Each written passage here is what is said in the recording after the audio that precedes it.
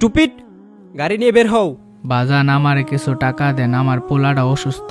আজকে প্রথম পরীক্ষা, ভালো মতো দিতে হবে। হ্যাঁ, আজকে প্রথম পরীক্ষা, ভালো করে দিতে হবে। আমার কাছে খুচরো নেই তো, এখন নেই, পরে দিব। দেন না বাজান কিছু টাকা, আমার পোলাটা অসুস্থ, চিকিৎসা করে লাগবো। আরে বললাম না খুচরো নেই, যাও। আরে চাচা, কি হইল? চাচা ওঠেন ওঠেন ওঠেন। আপনাকে ওই লোকটা ধাক্কা দিল কেন? বাবা, আমি ওনার কাছে টাকা চাইছিলাম। আমার ছেলে অসুস্থ, উনি আমার টাকা দেয় নাই, আরো ধাক্কা মারছে। ও চাচা, আপনার ছেলে অসুস্থ?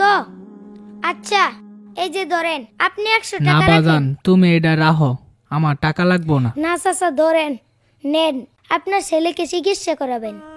আচ্ছা বাবা, ঠিক আছে, আমি তোমার দোয়া করলাম বাবা। তুমি ভালোভাবে বড় হও, লেখাপড়া করো। হ্যাঁ, আচ্ছা ঠিক আছে। আচ্ছা। এ হামজালা, তুই যে তোর পরীক্ষার ফিসের টাকা দান করে দিলি, এটা তোর বাপের জানলে তো তোরে মার দিবে। আর স্যার কি তোর পরীক্ষা দিতে দিবে? জানি না, আল্লাহ ভরসা, যা হবার হবে। কি ব্যাপার বাবা, তোমার মন খারাপ কেন? আসলে আব্বা, আমি রাস্তা দিয়ে যাইতে পালা এক অসহায় লোককে ফিসের টাকাটা দান করে দিছি। কি বলো, তারপর কি তোমার স্যার পরীক্ষা দিতে দেয় নাই? দিতে দিছি। তাহলে তোমার মন খারাপ কেন?